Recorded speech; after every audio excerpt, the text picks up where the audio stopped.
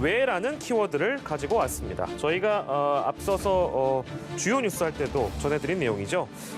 배우 한혜진 씨, 네, 오른쪽에 나와 있습니다. 한혜진 씨가 억대 위약금을 물게 됐습니다. 법원은 어제 한우자조금관리위원회가 한혜진 씨와 광고 대행사를 상대로 낸 손해배상 청구 소송에서 한 씨에 대해서만 원고에게 2억 원을 지급하라는 판결을 내렸는데요. 이 배경을 저희가 좀 짚어보도록 하겠습니다. 어떻게 된 일일까요? 먼저 이게 어떻게 발생하게 된 일인지 전지현 변호사께서 사건 개요를 좀 짚어주시겠어요? 네, 배우 한혜진 씨가 한우자조금관리위원회라는 데랑 이제 홍보 계약을 체결을 합니다. 예. 계약의 형태는 한혜진 씨 척하고 이렇게 직접 계약을 한 것 같지는 않고 중간에 SMCNC라는 대행사가 있었던 것으로 보여요, 일단. 예. 그다음에 그 계약 내용은 뭐냐면은 예. 1년간 홍보 대사로서 활동을 하는데 예. 그 내용은 각종 행사에 참여를 하고 예. 그다음에 모델로서도 참여를 하고요. 예. 그렇게 잘 참여를 해주면은 예. 1년 동안 계약 기간 동안 이제 2억 5천만 원을 지급을 하겠다 그런 내용이었고 예. 다만 이쪽에서 요구를 하는데 행사에 참여하지 않는다거나 그런 일이 발생할 수 있었잖아요. 예. 이때 부득이한 사유가 아니라면은 반드시 참여를 해야 되고 부득이한 사유인 경우에는 뭐 협의를 해서 조정을 할 수가 있고 예. 부득이한 사유가 아님에도 행사에 참여하지 않는 경우에는 예. 이제 계약을 해지할 수 있고 그 위원회 측에서는 한혜진 씨 측에 계약금조로 지급한 2억 5천만 원의 2배를 요구할 수 있다 이런 계약을 맺었었어요. 그러면은 이 계약 내용에 따르면은 예. 한혜진 씨는 이쪽에서 한우 홍보하는 행사에 적극적으로 참여할 그런 의무가 있는데 예. 지난 추석 때 이제 청계천에서 한우데이를 맞아서 장터를 열었는데 예. 거기 한혜진 씨를 와달라고 요청을 했대요. 대행사를 통해 가지고. 예. 그런데 한혜진 씨가 남편 기성용의 이사일로 나는 참여를 할 수가 없다 이렇게 하면서 안 나갔던 거예요. 그 남편 기성용 씨는 지금 영국 프리미어리그에서 뛰고 있으니까는 예. 뭐 거기서 문제가 있었으면 올 수가 없겠죠, 한국까지. 뭐 그렇겠죠. 그래서 이쪽에서는 그 위원회 측에서는 계약을 해지하고 약정대로 5억 원 달라 이렇게 손해배상을 청구를 했더니 예. 법원에서 보니까 그때 한우데이 행사 때는 안 나갔다고 하더라도 예. 다른 행사에는 참석을 하고 모델 일도 열심히 했다 그렇게 봐가지고는 예. 5억은 너무하고 2억만 배상을 하라 이렇게 판결을 했다는 겁니다. 그렇군요. 그러니까 이쪽에서는 한우자조금관리위원회가 보기에는 우리가 맺은 계약에 따라서 뭔가 성실하게 행사 참석도 해주고 여러 가지 어떤 홍보와 관련된 업무들을 성실히 해주길 바랬는데 한혜진 씨가 성실히 응하지 않았다. 이제 이런 판단의 배경이 있는 것 같은데 부득이한 사유가 아니었다. 법원이 이렇게 판단을 했습니다. 부득이한 사유가 아니었다. 그러니까 이 말에 대해서요. 어디까지 이게 부득이한 사유로 볼 수 있을까? 이 대목도 좀 궁금해지네요. 홈탁 변호사께서 어떻게 보십니까? 뭐 이런 부분들은 예. 어떤 재판부의 어떤 판단의 여지고 예. 그래서 끈끈이 이른바 케이스 바이 케이스로 해석할 수밖에 없는 상황입니다. 예. 근데 예를 들어서 이 사건의 경우에는 무려 6개월 전에 예.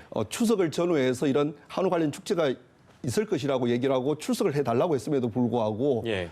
굳이 그날 이사를 해야 되는지도 의문이지만 예. 그 이유를 핑계로 예. 이제 제일 중요한 행사라고 할 수 있는 한우 축제 때 나와주지 않은 것이어서 예. 이것은 부득이한 사유가 없다고 본 것인데요. 만약에 법에서 보는 어떤 부득이한 사유가 어떤 것들이 있느냐면은 예. 부칙 사안마다 다 다른데 그렇습니다. 예를 들어서 본인이 이행하려고 했는데 그날 교통사고를 크게 당해서 그 부득이한 사유가 될 수 있겠네요. 이런 경우입니다. 그러니까 아. 근데 이런 경우는 무려 5, 6개월 전에 1년에 딱 3번 정도 있는 행사에 관련해서 그중에 제일 중요한 행사를 나오지 않았기 때문에 예. 그리고 그 사유도 미미했기 때문에 예. 부득이한 사유가 없다고 본 것입니다.